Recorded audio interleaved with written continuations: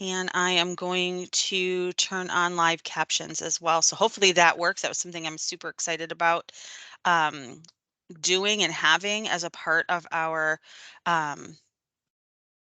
webinars. So that's very exciting. Super happy, super happy. All right, everyone. So I want to welcome you to the ECE webinar series, Winter 2023 edition. Can you think that's crazy? 2023, I remember 2000. I'm sure many of you do too on this call, and there might be some that weren't even born then. So we're just super happy you're here. I thank you for joining. And thank you for joining with this new system.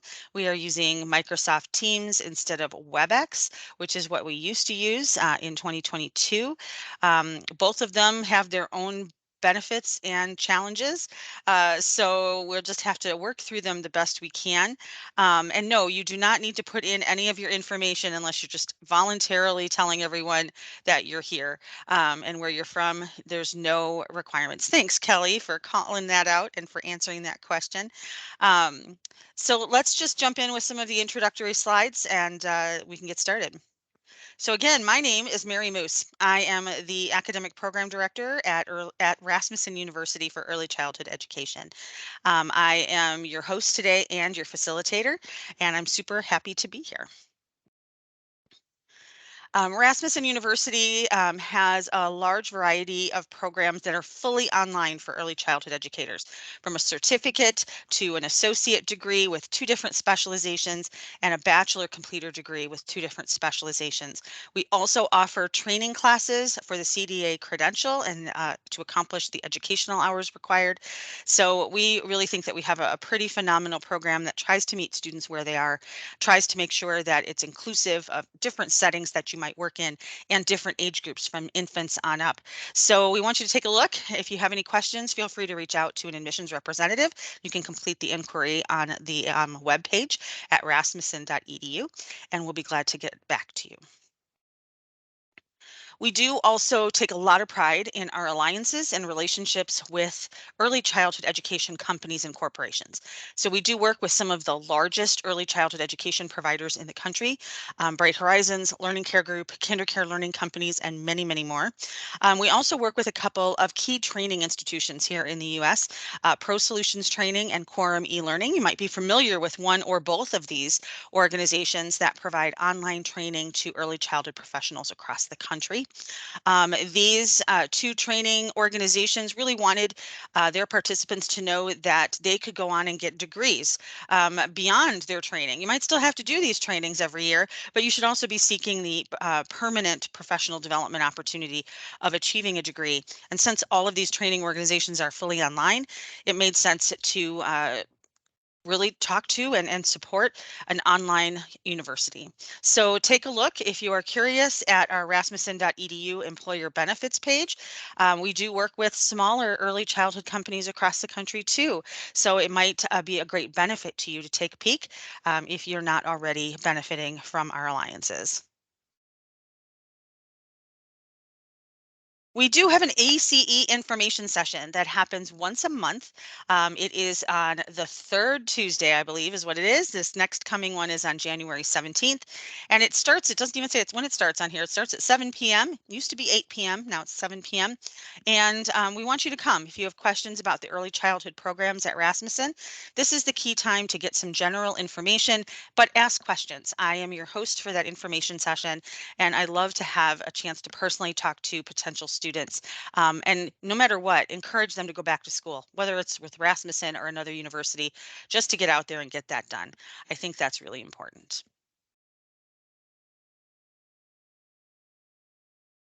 There we go. Navigating the Teams room. So as we go webinar to webinar over the next few months, I'll probably be adding to this tips and strategies with Teams. So you have been muted, obviously, to avoid the background noise that happens, because I hope you all are at home or at least somewhere comfortable. There's 300 plus of you strong. So to have all that background noise would be super distracting. So we are muted. And we do ask that you use the chat feature that is located on the right-hand side, or it's located at the top. So if you look at the top of your screen, you'll see a little comment bubble and dialogue bubble, and that's the chat. So you can then see the chat, put your new message in the bottom, and it automatically goes to everybody that is in the session. So everyone should be able to see the chat. Make sure your audio is connected. You're not going to hear me say it, but hopefully you'll see it. And that's the tricky one that I'm still trying to navigate how to best tell you to connect your audio. It works best if you connect it when you come into the session. So if you do ever have that issue in the future, you might want to log out and log back in. And then that's really it. There are amazing little emojis. You saw some people raising their hand earlier. So that's pretty cool. So if you have a question, instead of raising your hand, because I might miss it in the deluge of amazing little reactions we're going to see, put your question in the chat. That way I can make sure to answer that. And your peers might answer it too, which is also awesome because I inevitably will have a huge level of expertise on this call. People that have been there, done that, said that, felt that, all of the above. Okay. Some quick reminders. We do have 1 hour of in-service awarded. You will receive a certificate in an email that will come to the email you used to register for the session. It will come next week. We're still aiming for 48 business hours after this session. So typically we say don't ask about it until after next Monday. That way we have time to make sure we get it out to you. If there's any delays, we'll try to answer your questions about those. I always say if you can give us, especially this first time of the year, if you can give us till Wednesday, that'd be great. It will come in an email to you as a link, not as an attachment. And in that email, you will also get some information about the next session that's coming up in February.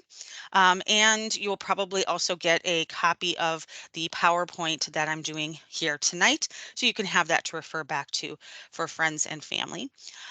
Do know that if you don't receive it, you can check your junk or your spam folders to see if it's there. It does sometimes get stuck because Yahoo and some of the older browser systems do have kind of an edge to them and they like to block people. So sometimes they get stuck somewhere in email abyss.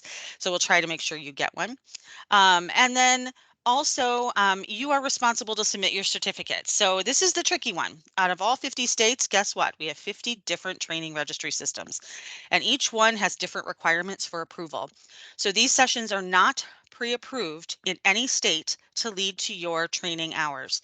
Some states do allow you to submit your Rasmussen University certificate as an additional training hour, as something that's extra.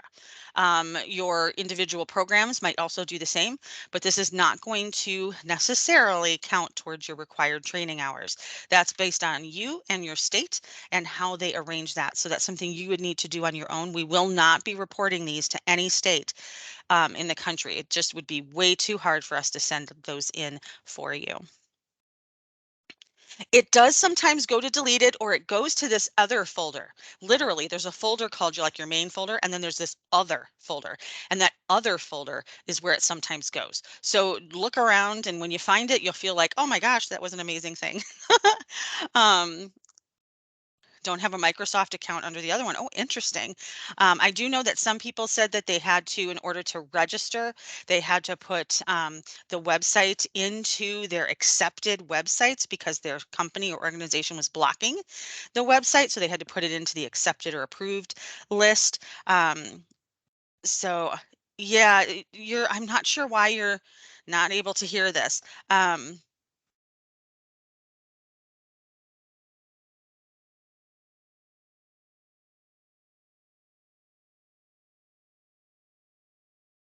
And headphones do work great.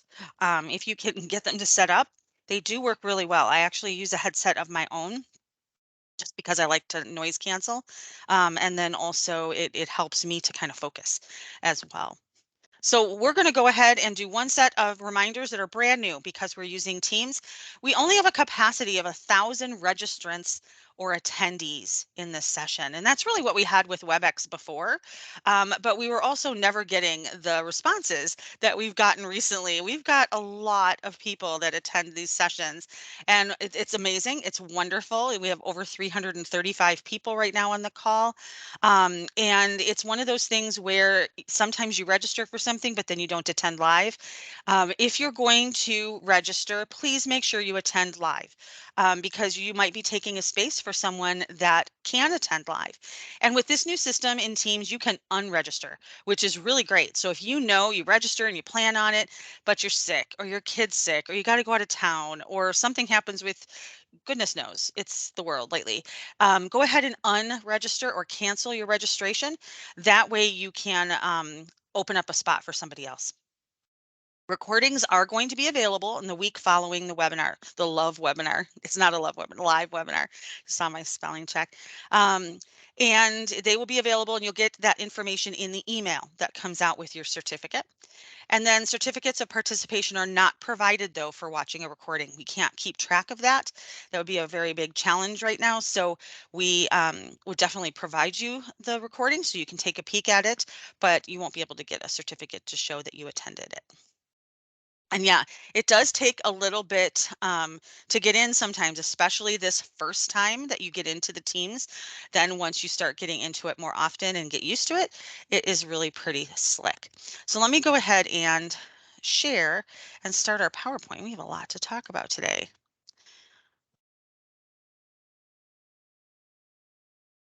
Right. All right, let's talk about biting, everyone. Isn't that an exciting topic for tonight? I hear that there's a lot of chatter about this and a lot of really hot interest in this session. And so I'm really happy that you're here. And we may just because of the interest in the session, we may offer this one again in a upcoming quarter. So keep your eyes open to that. We will let you know that it's a repeat session. So if you've attended, you don't need to attend again. But if you haven't, or you want to attend twice, you certainly could. So our mission today is to do two things, which are really big things, but explain the categories and causes for children's biting. Understand what it is. Okay, we can't help children learn how not to if we don't know why they're doing it and we don't pay attention. It's also good for us to help explain that to our families. And I just realized my camera has not been on this whole time, so I will turn it on so you can see me. Hello, everybody. Identify strategies for preventing and reacting to children's biting. So over the years, I know I have participated in lots of sessions with families and coworkers, other teachers and other children about biting. And so over the years, I've developed some strategies as well as really honed in on some strategies that are really key and options that you always need to consider when you're working with children who are biting. So I do want to promote one book that was really influential, excuse me, in creating this PowerPoint and creating this training session. And that's the book called No Biting, Solutions and Support for Toddler Programs. And I do have information on this at the very end of the session on a references slide, so you'll be able to get this. And this is a really straightforward, logical book that honestly is just got some good, solid information in it. Kind of brings us back out of our emotional in uncomfortable zone and into a comfort zone where we feel like we know what we're talking about. So I highly encourage if you're looking for books that help you find a way to talk to families and or each other and think yourself about biting, this is a really good option to start with. So why are we here? Why are we here? So in the chat, I want you to take a second and I want you to think about your frustrations with children who bite. Okay. Now, you might need to restrain yourself, so don't, no rants allowed, okay? Be civil. Keep all names, if you use any, out of the equation. Confidentiality is important, but what are some of your frustrations with children who bite? Or what about children who are the recipients of the bites, okay? I used to call them victims, but I'll challenge you to use different words. But what do you think? What about the families? What are some of your thoughts? Like I want to just hear you. Okay, let it out. Lack of words, seeing kiddos get hurt. Yes, how you feel when you have to explain it to a parent. Ugh, a child who is hitting and with yes, this is kind of a vent time. I shouldn't have said don't vent, but you don't have to write a dissertation on it. Just, be blunt and concrete. Frustration. There you go. Trauma. Oh, yeah. Lack of communication, how it upsets the parents. Yeah, same child over and over. Absolutely. Lots of them. It's so hard to explain to a parent. Absolutely. Hello, everyone who keeps saying hello to me. Love saying hi to you. Lots of familiar names on here, but lots and lots of new names. I'm so excited to see new people join, get what they need. Yeah. Lots of talking to parents, walking away. Yeah. Oh my gosh, there's so many frustrations that you guys have. But you know what I've noticed is that these frustrations are all coming from a place of love. Okay, I know that's kind of dorky sounding, but true. They're coming from a place of love. You're talking about how frustrated you are that these children are hurting one another, or a child is getting hurt, or parents are frustrated or upset or angry, or you don't know what to do. And so you're frustrated because you don't understand how you can help this child. I mean, that's why we're here. That's why we're in early childhood education, because we have a love for these children. We want them to be safe, well cared for, happy, and grow up so that they can take care of their own children someday and really make a big difference in the world, right? Lots of big thoughts there. But that's really it. We want to fix it. We do. We want to help the children, right? We want to make sure that we are there to support them. Okay. And that's kind of what I want you to think about during this session today. Okay. I want you to think about instead about what can we do to stop the biting, kind of what can we do instead to help the children, support them before the biting begins, support the parents before the biting begins, so that when the biting happens, which as we'll talk about in a second, it's going to happen as that when it happens, we feel empowered to help take care of it and help support the family and child in making different choices and learning how to interact without biting. Wow, so many good comments over there and so much commonality too. If you notice, you're not alone. Nobody's alone. Yes, and feel free to emoji the world over there because it's good to know that you're not the only one thinking that way. So let's take a look at some important information. Perspective setting. Okay. It's really important that we level set why we're here. Like I mentioned, it's because you guys are nurturers. You're coming from a place of love and hope for these kids.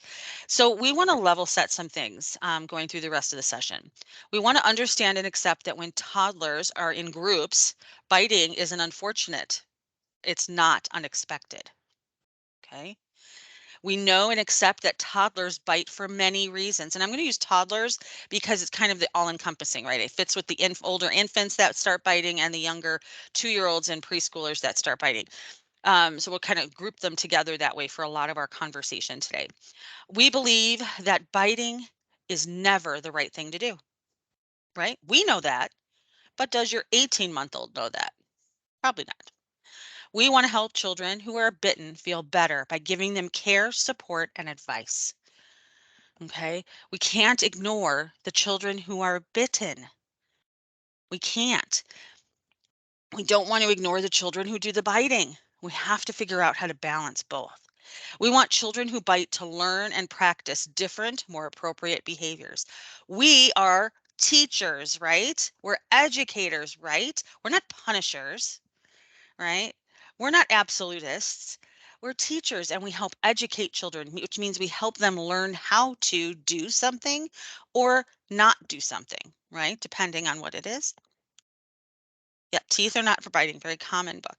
We understand that all caregivers, let me make sure I read this right, and practices can influence biting, and we take responsibility for ensuring they are appropriate for the children in our care. Okay, so making sure the environment practices, and I would include expectations in here, are appropriate for these children that are sitting in front of you each and every day. And we understand that biting is a very difficult thing for parents, and we communicate with them thoughtfully and frankly. Parents should be seen, and families, will just encompass them all together, should be seen as partners. Okay, they should be seen as equal. The parents are the children's first teacher. The most important teacher are the parents and the family members that care for these children, not us. As much as we might argue that, it's not us. And so we should be working with the parents on how to help support them and their child through a biting experience. So, causes. So, there are several different causes of biting. Okay. They can be developmental. We'll talk about each one of these in a second. Expression of emotion, or they can be related to the environment. Interesting, huh? They can also be all three, which just makes things more difficult, doesn't it? It always does. Because nothing is absolute black and white, cut and dry in early childhood education. We all kind of weave together everything in the field. Yep, all three, Danetta. Absolutely. Absolutely. So, developmental reasons. These are really pretty logical if you think about it, and you could probably tell me what all these developmental reasons are. It's for teething, could be oral motor ability, sensory needs, cause and effect, imitating others that do it, right? They see it, they do it. Little ones are very imitative, right? They like to repeat what they see and hear. Spatial interaction, things are too close, right? Or things are too far. And so that brings people together.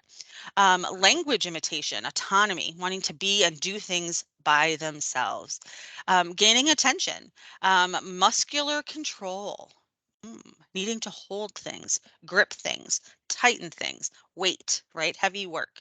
And then sensory integration, meaning you might have a child who is very orally fixated, that need to always chew on things, right? They might drool a lot. They might need to chew on stuff, and you see them kind of chewing on everything from, fingers to toys to blankets to food to, as they get older, crayons, all kinds of stuff, because that's one of the ways that their body has discovered that they learn. So developmental reasons, a majority of the time, biting is due to developmental reasons. You know what that means, right? It's developmental, which means it's almost impossible for us to stop until we see it happen. Okay. Developmental are things that just happen to a child. Teething, there isn't a child that doesn't go through teething, right? So, learning how a child can feel better through teething is part of a learning process. So, once we start to see what helps a child through teething, then we can go ahead and give them things that will help them, feel better for their teething. What about biting on Play-Doh? It's a soft item, right? Might be even a little chilly or a little cool, right? Based on what's in it. It could also be something where they need to, their body is craving minerals that it's not getting through other food choices. So it might be something to just log, right? But Play-Doh is a soft thing, and sometimes it smells good. We add stuff to it to smell good sometimes. So it might just be a normal thing. Play-Doh can be dangerous depending on how it is made. Most Play-Doh now is absolutely safe, but there might be some that is going to just taste too like awful, so they're not going to eat it anyway. Yeah, like pica, Betsy. It might be something that they need to take care of in another way. But developmental is number one. It's going to almost often be because a child's developmental need is telling them that biting will help solve that need or will help curb that need. And so it's something that you're going to have to pay attention to and track, observe, pay attention to it so that you know what might be a cause of the child's biting. But there could be other reasons why. There could be expressive reasons.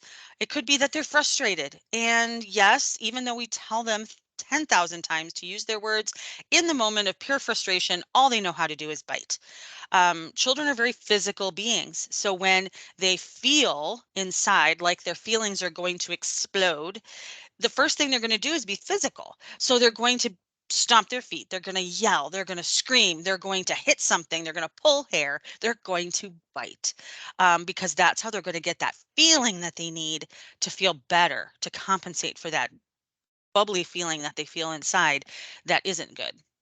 Are there more sensory issues today? There's a lot of talk about that. I don't know of any research on my own about that.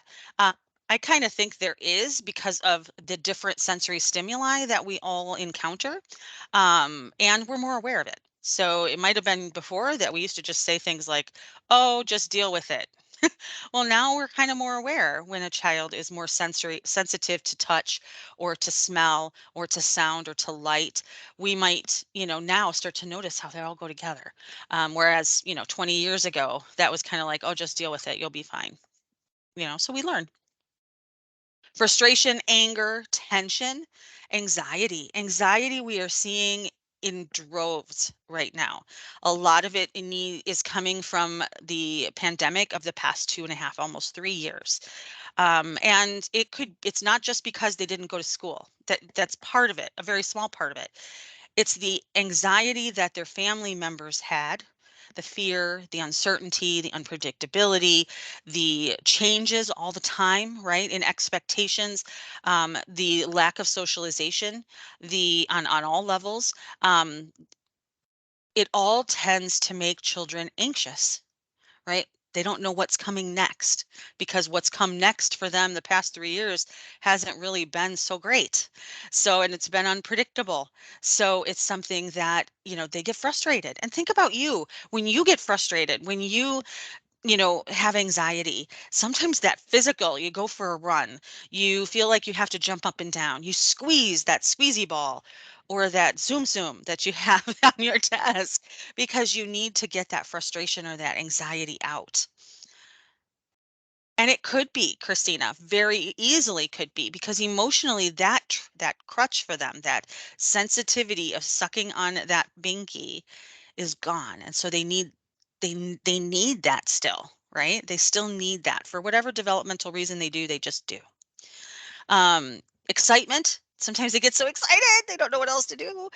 Self-protection, right? And that's very true. They see another child as a threat, even if it's not really there for us to think of a threat. To them, it's a threat. They could also be hungry. I know that sounds really weird, but it's so true.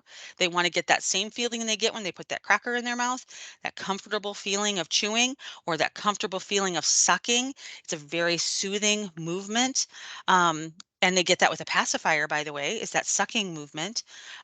So, there's lots of reasons. And this is why biting is so hard to deal with, is because it's so many possible reasons for it. We have to be in tune to these.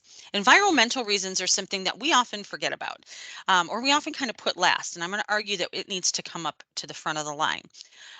Environmental reasons, overstimulated kids. Okay. I always say make sure that you don't have too many colors in a classroom because you don't want a rainbow to throw up in your room because it's too overstimulating for the children that are in there. Try to keep things more muted, more simple colors, not too many, so that a child feels like they are calm, right? Too many colors can make you kind of go, whoa. Boredom or they're tired. Maybe they didn't sleep well last night. Maybe they didn't nap well. Maybe they suddenly need more sleep because they're going through a growth spurt. Or maybe they're just bored. They just are done with what you have available to them. Overcrowded space. Like I said, they need space and they're going to let you know it. And the best way they know how is to bite you. Developmentally inappropriate expectations. We're sitting too long at group time. That's just frustrating for some kids. Maybe it's too frustrating to keep their hands from moving around a lot, right? So giving them fidgets instead of having their hands available to grab someone's arm to chomp on. It could be scheduling issues. There could be too many things going on. There could be not enough warning for kids, so their anxiety gets turned up. And so they want to know what's coming next and they don't really know, so their frustration comes out. And suddenly then we're in the expressive reasons for biting. So there's too many reasons for biting, to be honest. And we need to make sure that we are not just blaming biting on one thing or another thing, because it could be any of these in any combination. I don't think it'll be all of these at one time, but it could be any of these in any combination. And it's not one thing that we can identify that will tell us why a child is biting 100%. Okay.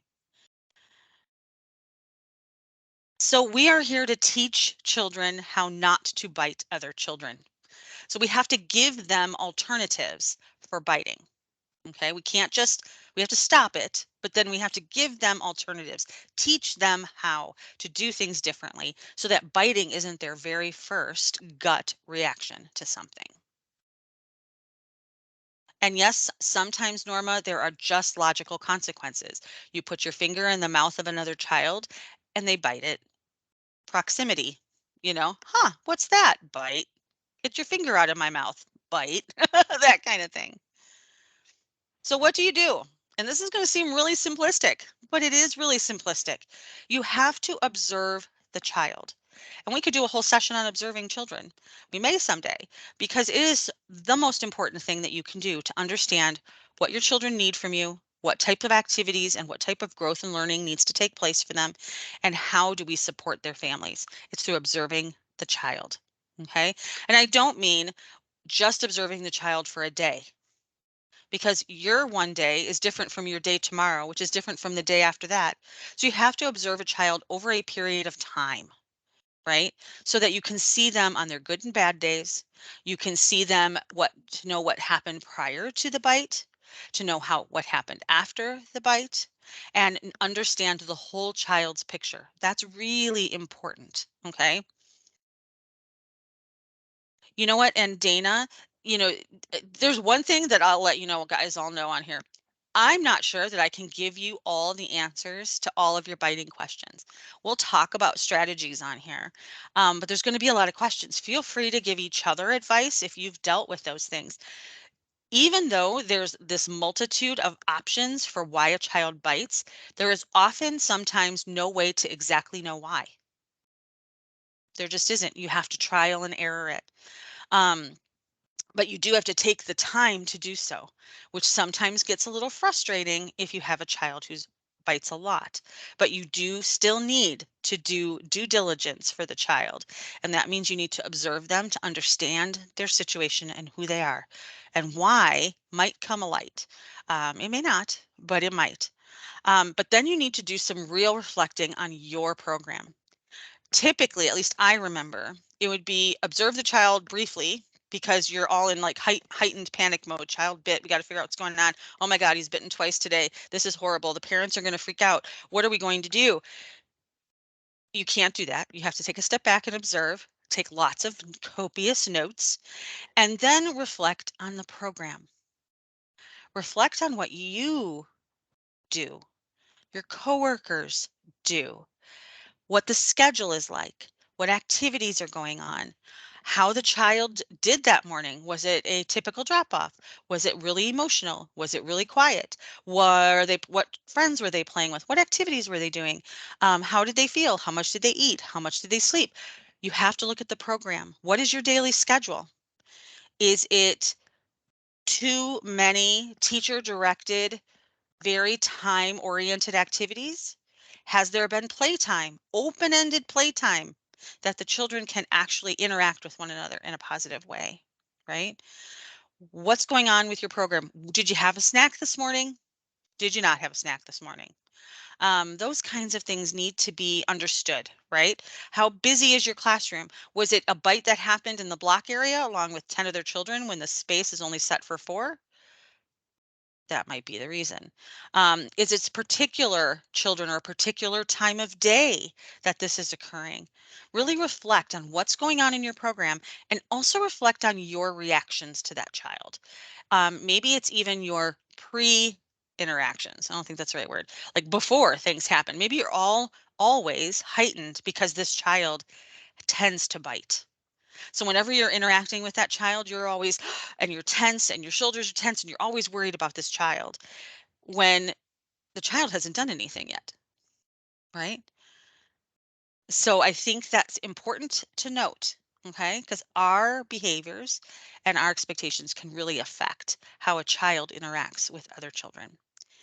And then consult with the family. Don't just jump in and talk about biting and then talk to the family, because the family is not with you during the day. It's you, your coworkers, the other children, and the child who's biting. The parents are gone.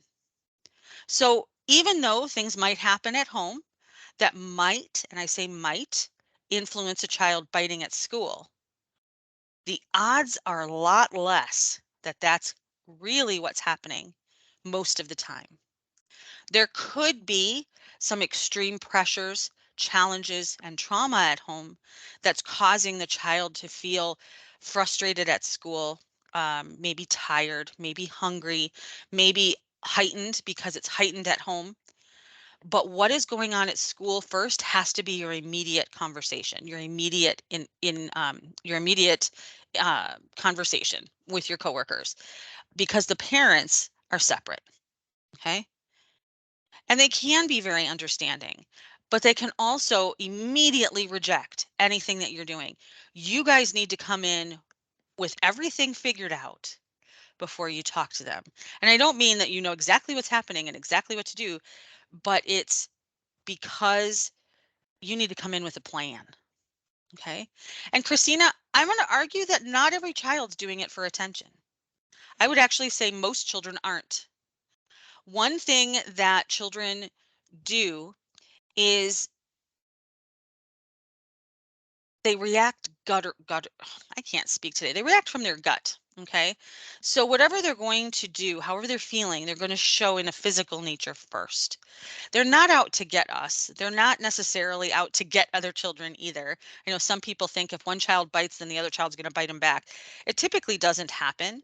It also typically doesn't happen that this child bit his friend because the friend took his blocks 3 hours before. Children are a lot less predatory than we give them credit for.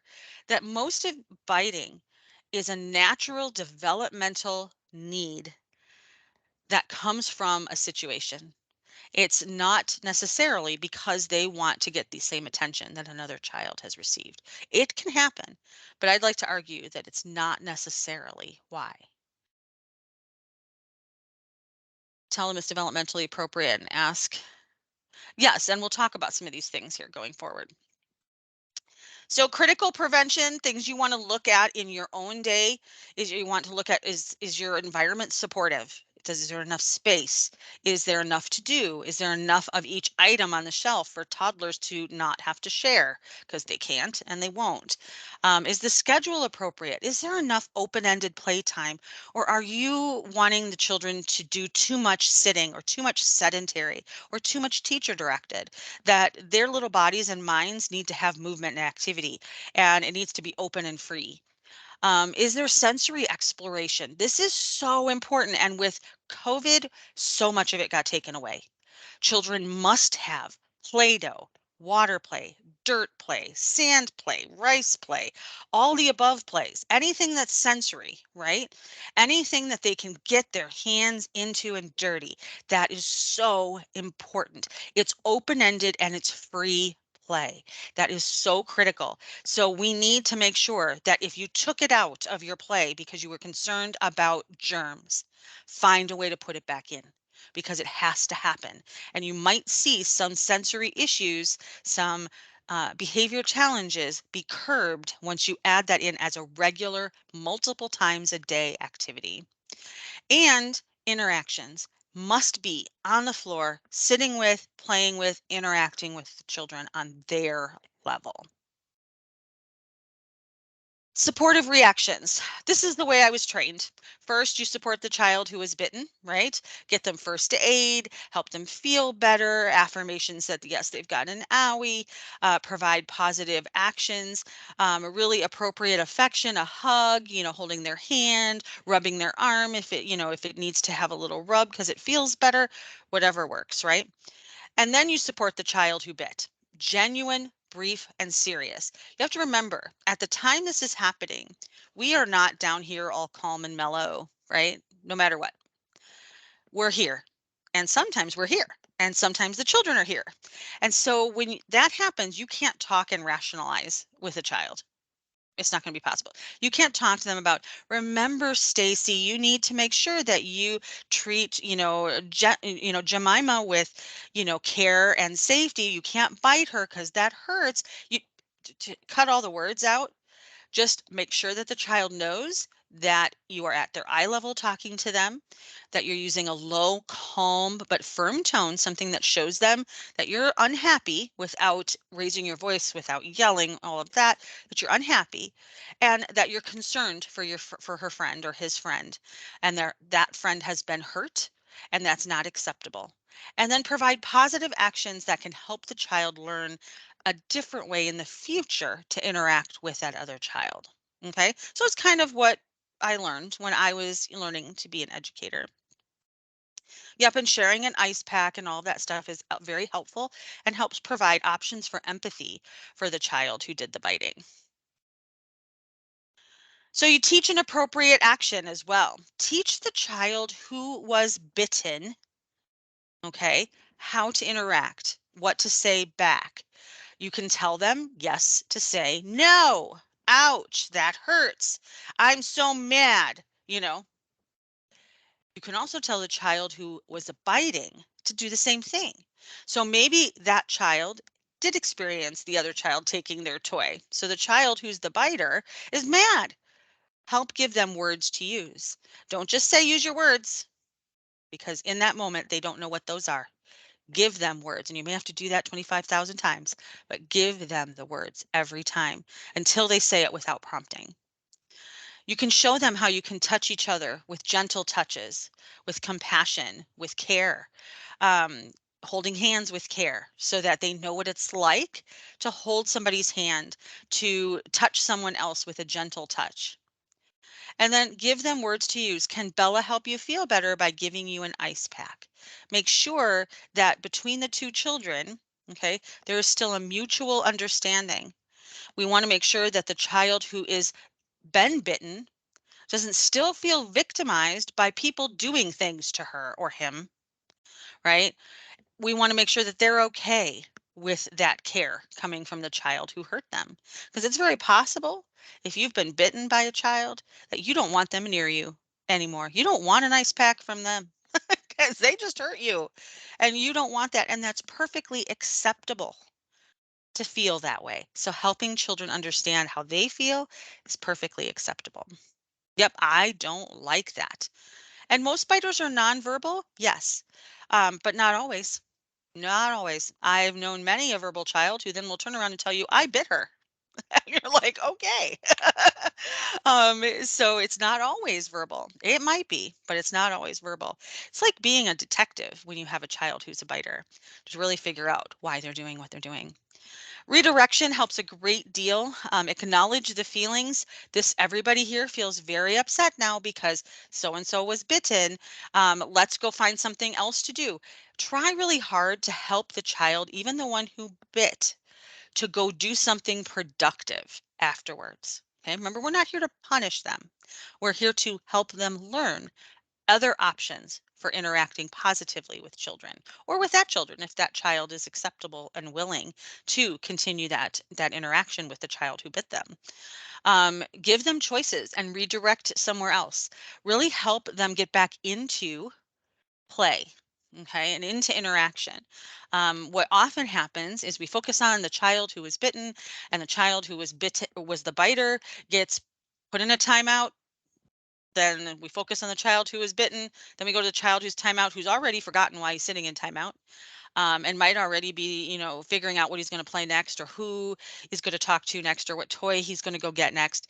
And yeah, punishment doesn't do any good with biting, because it just does not help the child complete the circle. So, reactions to avoid, I would say timeout is a big reaction to avoid. You may need it because you may be frustrated. You might need them to go to a timeout. But timeout really doesn't help children understand what they can do instead, what they can do instead of biting another child, how they can interact with other children positively without hurting them. It just pushes the problem off to a later time. Okay, so you might need to have them go and complete a puzzle with you while you are talking to the other child. You might need to go and help them choose somewhere else to play and then go talk to them after they're already over there in a calm manner. And most centers don't, but there's still quite a few that do still allow timeouts, even if they don't um, endorse it, I guess you could say. They still allow it. So I would encourage you to find ways that keep that child included, and helps them then to find a way to not bite other children as they get back into play. Lecturing or asking questions, as I mentioned, if you are lecturing a child who has been a biter or has bitten today, they're not going to hear you. They are typically, up here and they are thinking other things. They are not focused on what you are saying. Instead, find a time where the child is calm and seems to be doing their thing, where you can go over to them and say, "Hey, did you want to play with?" And have them talk to the child who maybe they bit earlier today. Let's go over and say hi to Sophia, right? Show them how to be positively social so that they're able to understand what that feels like, understand what that means to get into a play situation, perhaps with a child who maybe they harmed earlier. So you can kind of rectify it too. Yeah, redirection is always helpful because it helps teach children a different way to do something without punishment so that they don't turn you off. They're still interested in participating. Um, and yelling at children will never, of course, help them. Remembering also that you want to keep things positive. So if you say don't bite or no bite, I've heard people say that before to keep it simple for a toddler. Guess what they hear? Bite. So we want to make sure that we're using, people first positive language to help redirect them in the appropriate way so that they don't inadvertently hear us say bite and think of that the next time they feel frustrated. And it's so good, Anna. I know sometimes you attend sessions like this and you're like, I think I know this subject. I think I'm doing all this. Wow, hey, I'm doing all this. This is awesome. Because it validates that you're doing things that research and best practice show work, even though we can't be absolute with toddlers and biting. Another one would be is to require an apology. And I know this is very common, and I think it's actually becoming less common, which I'm thrilled with, is telling a child who has bitten another child to say to that child who has been bitten that they're sorry. While sometimes, yes, a child might be sorry for hurting someone else, right? They might see the child cry and be like, "Oh, I feel bad."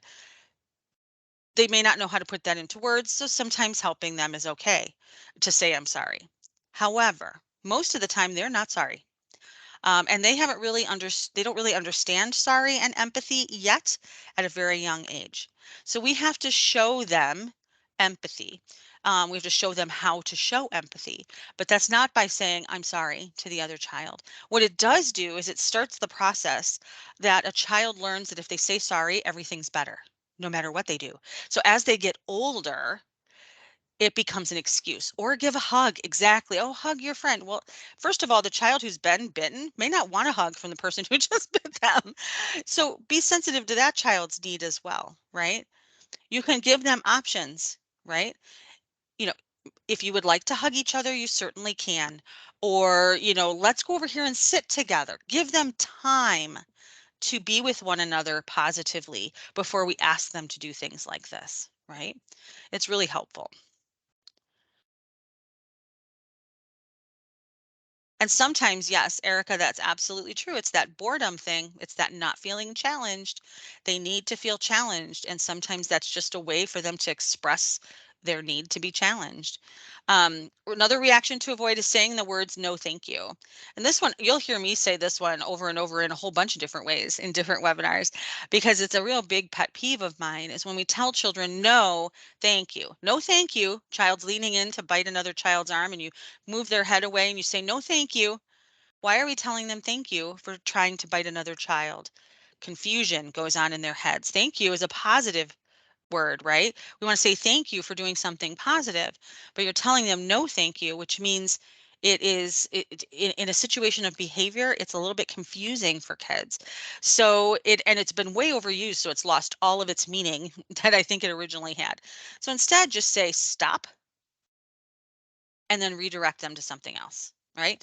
I am a big proponent of being physical in a positive way, which means put your arm in front of the child. If you get bitten, right, which you don't want to be bitten either, but you're less likely to be bitten than the child. Okay, if you put your hand between, you'll probably stop the bite before the child bites you. No guarantees, but it usually does help. I think it is biggest pet peeve. I'm so glad I'm not the only one who thinks so. Stop works, but you have to show them how to stop. So playing games and activities that show children what stop means is really important. Things like freeze dance. Instead of saying freeze, which, does a 2-year-old really understand what that means? Most of the time they don't. Use stop instead, because that we use all the time. So then we can use that and generalize that to other parts of their life, like stopping a bite, right? Stop, how can I help? That's awesome, Jen. Love that. Love that idea. Sometimes it works and sometimes it's not, Christina. And I think with it, when you say no biting, remember what they hear? They hear biting, right? So they're not hearing the word that we want them to hear. And we're not showing them how to not do that. So that's really the key. Having reasonable expectations is really important. Okay.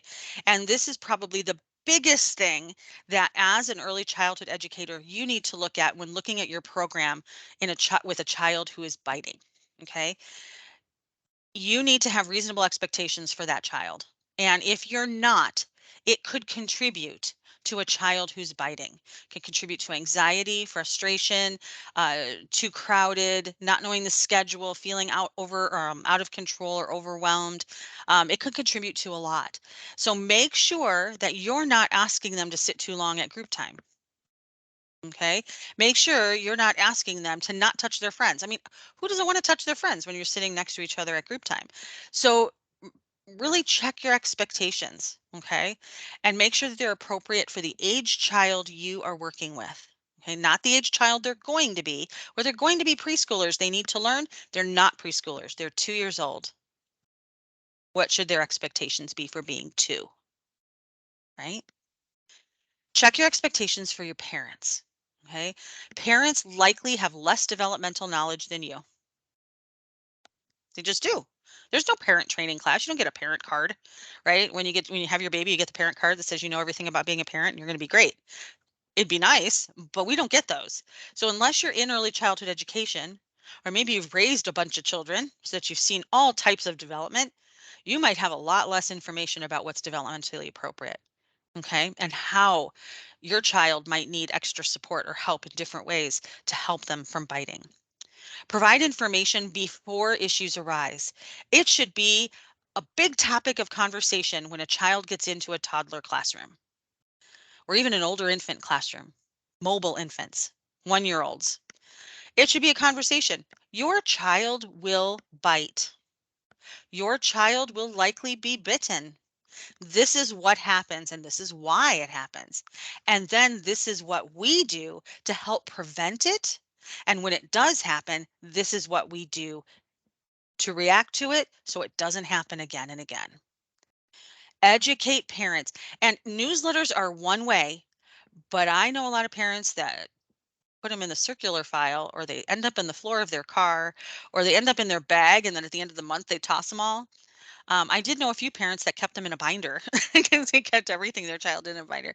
I would find multiple ways to share it with parents.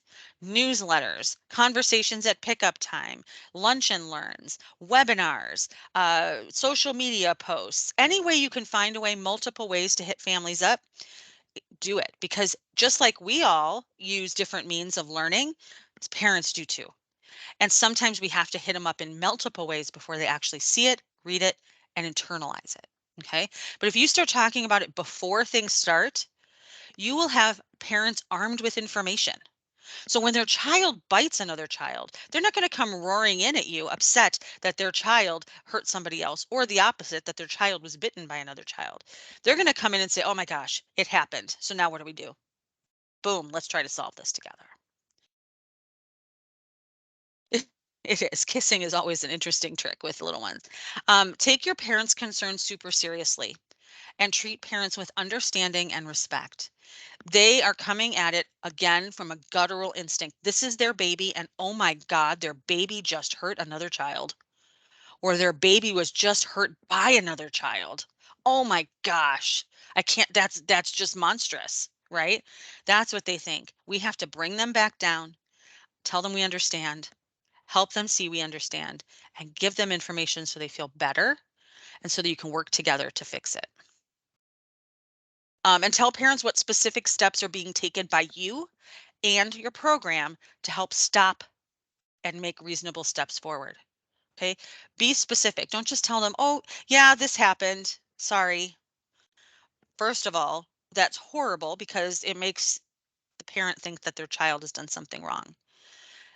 The children are still learning how to interact with other children. So they've done nothing wrong. They're just being 2-year-olds, just being toddlers.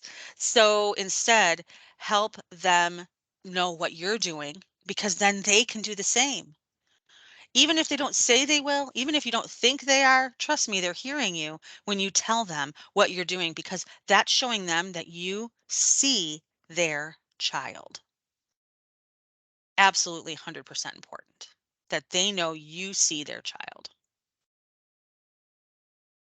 The last thing you want to do is you want to make sure you're adopting a policy that takes into consideration how it feels to be a parent of a child who bites, okay? Or the parent of a child who is bitten. How can you support the family rather than punish the child and family? I have no I'm not sure how common they are anymore. I think they're still out there, programs that have a 3 strikes you're out policy. 3 bites, you're done, regardless of what happens. That is very cruel. Being very blunt, very cruel and very, um, it's not equity focused. It is not taking into consideration developmentally appropriate practices that tell us that we have to take each child individually and their circumstances, their development, their family context, and their social safety net into account, right? Yes, it's work. Absolutely, to help a child stop biting. Yes, it's work to prop up a child who is the continued victim, using that word, even though I don't like it, of a biting situation. Yes, it's going to maybe help or make parents a little edgy, right? Worried that their child may be the one that's next. That's why prior communication is important and continued communication is important. You can still be confidential, but you have to look at it from the parent's perspective, right? If you try to make everything equal and say that every bite's the same, it's not. Every situation's not the same. Every child's not the same. And if you kick them out of your program, has the family received any support? What's the child going to do now? Are they going to go to a different program and potentially be the same? It's tricky. It's not easy to create policies that make every parent happy. Not going to be possible. But your job isn't to make the parents happy necessarily, even though that's important. It's to help the child and the children learn, be safe and learn, which doesn't happen overnight. We are not doctors who can give you a vaccine and everybody feels better or put a band-aid on it and now you feel good.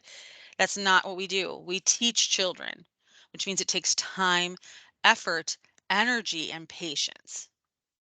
So really trying to find a way to use a lens of equity, which means it's not the same for everybody, but it's what people need at the time. That will help you go a long way in talking and communicating with your families about biting. So if you think you have a policy like that currently in your program, sit down and really think, how can I help? Because I might not be able to change the policy, but how can I help that policy mean more and be more equitable for every child that's in my program? And maybe you can change the policy. Maybe you can talk about alternatives, things you can do instead of just 3 strikes, you're out and you're done, or forcing them to take a break for 2 weeks. Well, that's really hard on a family to take a break from childcare, right? That may cause more stress for the child and cause the child to bite more because they're frustrated or upset or tired. So, yes, we want to work together to come up with a plan. Love that. Love that, Rachel. That is fantastic. We want to work together on a plan to keep your child moving forward. We want your child here where we can work together. So important to tell a family who's heard that their child is a biter and is terrified at what that makes their child a monster. Helping them see you're on their side can go so far. Same thing with the children who were bitten, letting them know we get it. We don't want your child to be hurting. We're going to help give your child some strategies to stand up for themselves. And we're going to work with the child who is the biter to make sure that that is taken care of. And we help them learn. So that's pretty much it for our session today. I don't think I could answer every possible question that you guys had in the chat about what to do with this family or that child or these children. I hope that you can take what's in this presentation and think, how can I apply this to that situation that I put in the chat that I want help with, right? Talk about this with your co-teachers if you are in a room or in a classroom or a program with multiple teachers. If you're a family childcare provider, get your families together, right? How can we talk about this? Especially if you don't have anything going on right now with biting, you will eventually. So talk about it while there's a lull, while there isn't that going on, when you can say, let's talk about this together. What can we do to make sure that this doesn't happen for our kiddos? What can we do to teach them the right way to interact with one another? Yeah. And that's really hard, Anna. I agree that sometimes directors take as a former director, I can say this, take the easy way out because they're afraid of um, other parents getting upset that they're not doing enough for the child or for the children or stopping it. And that's why it's really important to have that proactive communication so that they know you're already on top of it. If it happens, you already know what's going on. This is what's going to happen. This is what we're going to talk about. This is how we're going to handle it. This is our plan, right, to get started. May not solve the problem 100%, but we're going to get started because we're going to do this when this happens. So we'll be there together. Okay. So thank you all so very much for coming today. I appreciate your time, your thinking, your energy on this late night for some of you. I hope you learned a little bit of something that you can take back tomorrow and do some Friday thinking with your coworkers, your colleagues, your families, and about your kiddos that you work with every day. Um, if you have any questions, feel free to reach out. Otherwise, we hope to see you at future webinars. Remember, register if you know you can attend live so that we've got plenty of space for those that can be here in person. We had a big group today. I think I counted that we had like over 360 people on the call today. So that was really exciting. I know it's super popular. We actually had over 1,000 people try to register, but only 360 attended. So that's why it's really important to register if you're going to attend live so that we can hopefully get in as many people that want to be here as possible. But likely I will do this session again in the next couple quarters, so pay attention. And I hope you can join me in the future. Thanks so much for coming, everyone. I hope you have a great night.